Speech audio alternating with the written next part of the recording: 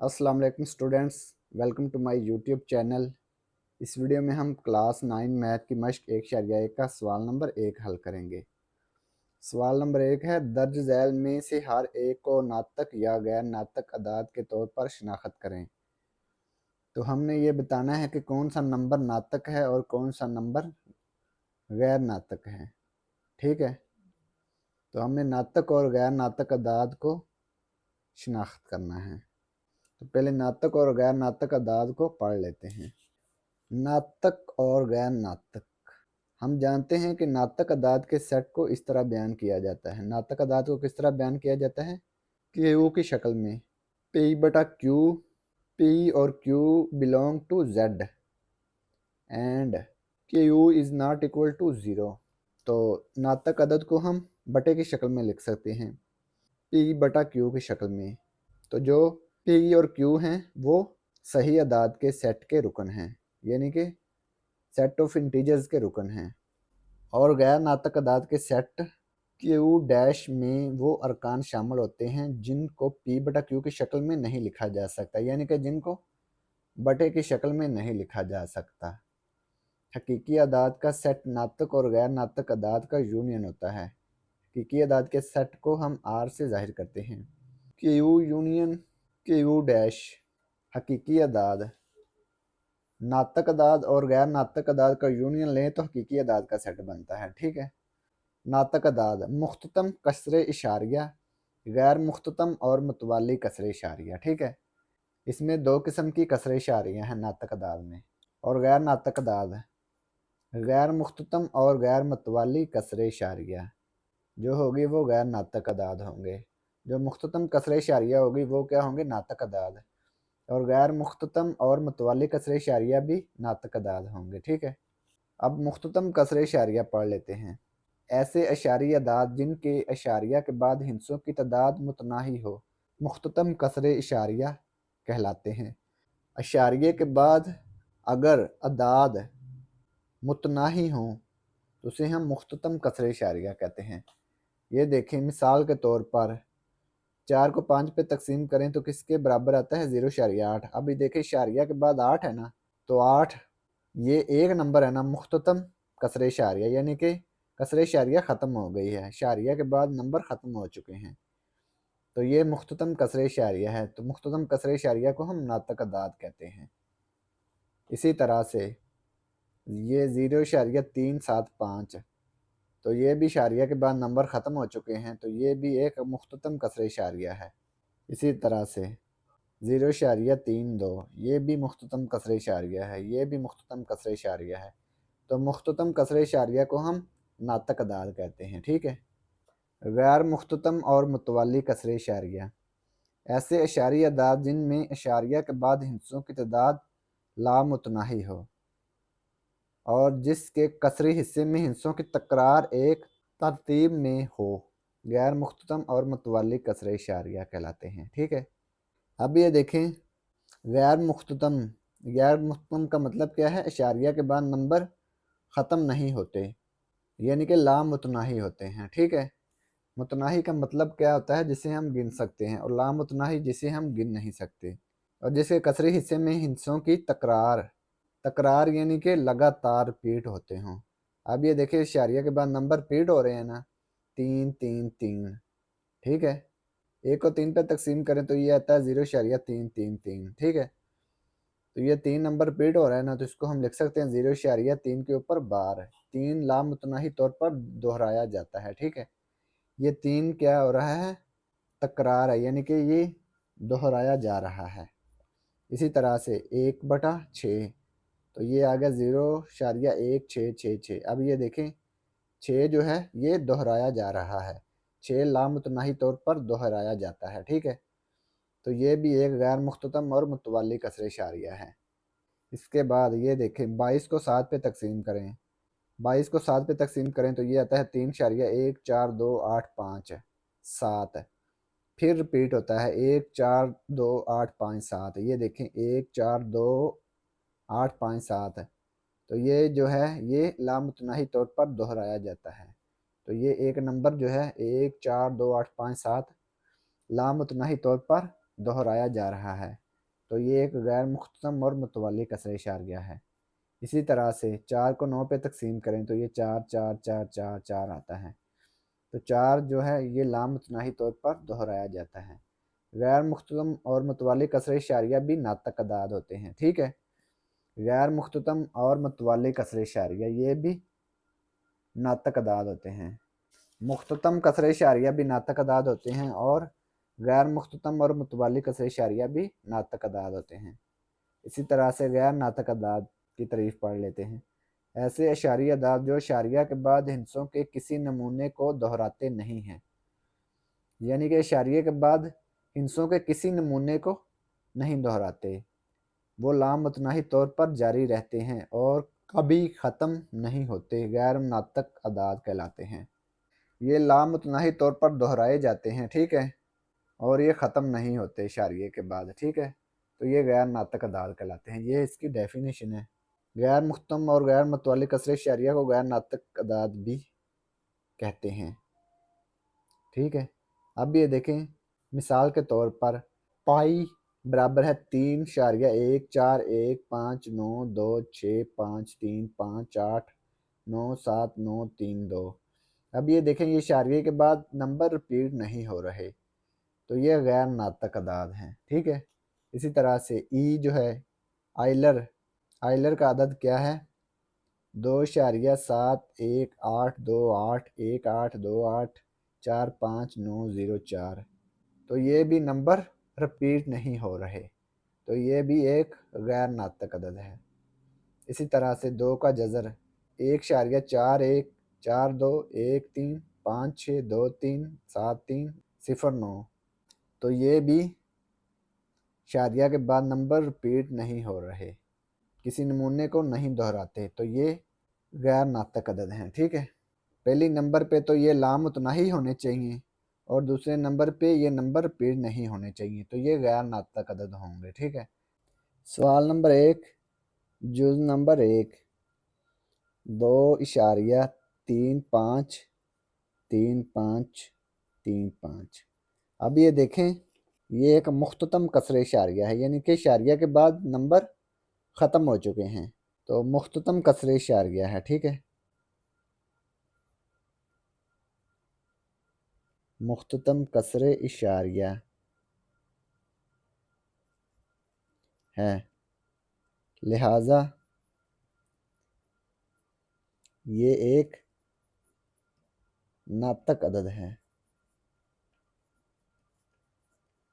इसके बाद जुज़ नंबर 2 0.6, 6 के ऊपर क्या है बार, 6 के ऊपर बार है, तो ये क्या होगा 0.666, यानी कि 6 जो है ये नंबर रिपीट होगा, तो ये लिखेंगे एक गैर मुख्ततम और मुतवाली कसरे इशारिया है, यानी कि 6 जो है ये रिपीट हो रहा है। पहले नंबर पे तो ये ख़त्म नहीं हो रहा, गैर मुख्ततम, दूसरे नंबर पे ये रिपीट हो रहा है, तो ये मुतवाली कसरे इशारिया है। गैर मुख्ततम और मुतवाली कसरे इशारिया है, लिहाजा ये एक नातक अदद है।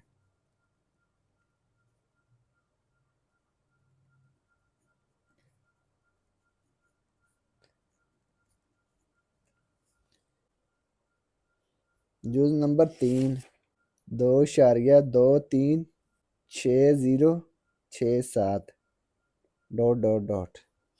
अब ये देखें, ये इशारिया के बाद नंबर ना तो ख़त्म हो रहे हैं और ना ही रिपीट हो रहे हैं। अगर नंबर ना तो ख़त्म हों और ना ही रिपीट हों, अब ये देखें, ऐसे इशारी अदाद जो इशारिया के बाद हिंसों के किसी नमूने को दोहराते नहीं, ये किसी भी नमूने को दोहराते नहीं, वो लामुतनाही तौर पर जारी रहते हैं, लामुतनाही तौर पर जारी भी हैं। ठीक है, तो इसको हम गैर नातक अदाद कहते हैं। ये एक गैर मुख्ततम और गैर मतवाली कसरे इशारिया है ना, एक गैर मुख्ततम और गैर मतवाली कसरे इशारिया है, लिहाजा ये गैर नातक अदद है।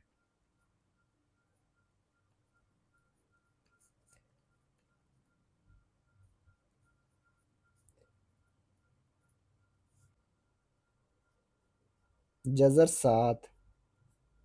अब ये देखें जज़र 7 जो है, अब ये देखें ये जज़र 7 है, ये 2,4, 5, 7, 5, 1, 3, 1, 1, 0, 6। तो ये शारिया के बाद नंबर रिपीट नहीं हो रहे और ना ही ख़त्म हो रहे हैं।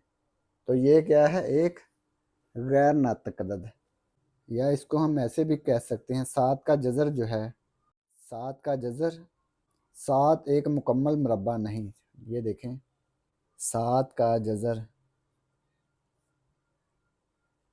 7 का जज़र है ना, ये देखें अदद 7 एक मुकम्मल मुरब्बा नहीं है। जैसे कि 4, 9, ये मुकम्मल मुरब्बा है ना, 4 और 9। तो ये 7 एक मुकम्मल मुरब्बा नहीं है, इसलिए ये एक गैर नातक अदद है।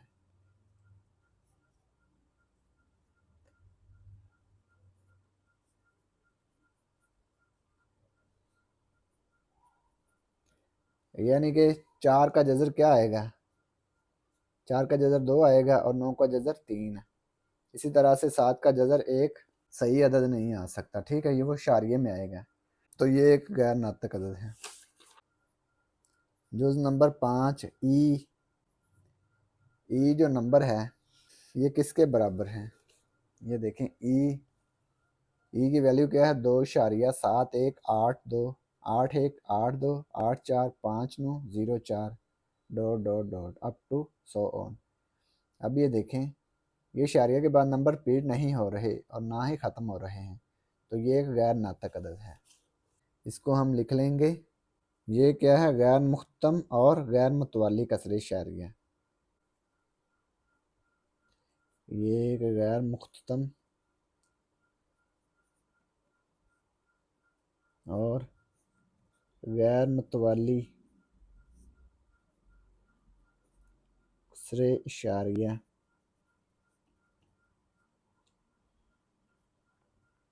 गैर मुख्तम और गैर मुतवाली कसरे इशारिया है, इसलिए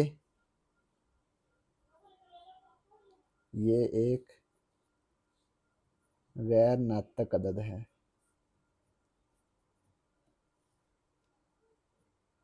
जुज़ नंबर 6 पाई, इसकी वैल्यू लिखेंगे।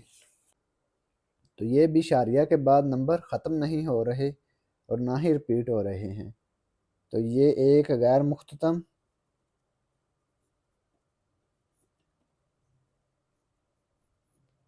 गैर मुख्ततम और गैर मुतवाली। गैर मुतवाली का मतलब क्या है कि ये नंबर रिपीट नहीं हो रहे, कसरे इशारिया है, इसलिए ये एक गैर नातक अदद है। इसके बाद है जुज़ नंबर 7 5 जमा जज़र 11। अभी देखें 5 जमा जज़र 11, 5 एक नातक अदद है ना, 5 एक नातक अदद है, ठीक है।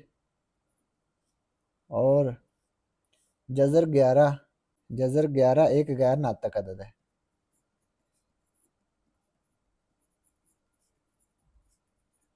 गैर नातक अदद कैसे है, 11 चूँकि एक मुकम्मल मुरब्बा नहीं है, इसलिए जज़र 11 का आंसर क्या आएगा, गैर नातक अदद है, ठीक है। ये देखें, याद रखें, नातक अदद और गैर नातक अदद का मजमूआ क्या होता है, गैर नातक अदद। पेज नंबर 5 पे, ठीक है। नातक अदद और गैर नातक अदद का मजमूआ गैर नातक अदद होता है। एक नातक अदद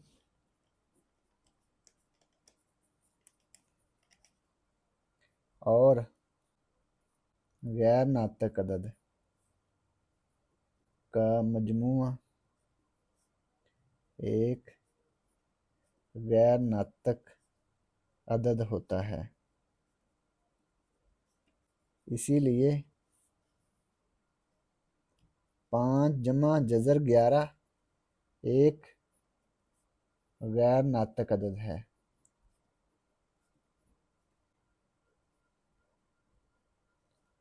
जुज नंबर 8, जज़र 3 जमा जज़र 13। अब ये देखें, जज़र 3 और जज़र 13 दोनों गैर नातक अदाद हैं।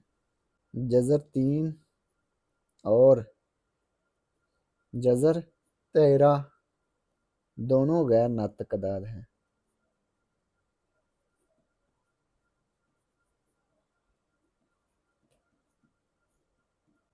दोनों गैर नातक अदाद कैसे हैं?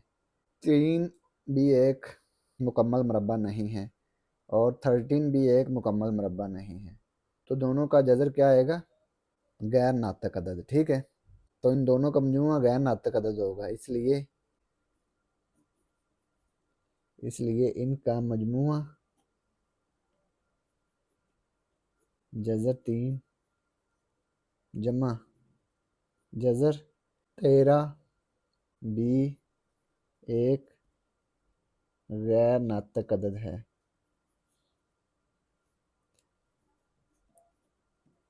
जुज़ नंबर 9, 15 तकसीम 4, 15/4। तो 15/4 क्या है? P/Q की शक्ल में है, इसलिए ये एक नातक अदद है। 15/4 P/Q की शक्ल में है, तो जो नंबर बटे की शक्ल में हो वो क्या होता है? नातक अदद। इसीलिए ये एक नातक अदद है। तो ये बटे की शक्ल में है ना, तो ये एक नातक अदद है। जुज़ नंबर 10, 2 मनफी जज़र 2 ब्रैकेट ब्रैकेट 2 जमा जज़र 2। इन दोनों को अगर हल करें, 2 नफी जज़र 2, 2 जमा जज़र 2 का मुरब्बा मनफी जज़र 2 का मुरब्बा, 2 का मुरब्बा 4 मनफी जज़र से मुरब्बा कैंसिल हो गया, 2 4 मनफी 2 2, तो 2 एक नातक अदद है। ठीक है, नातक अदद है।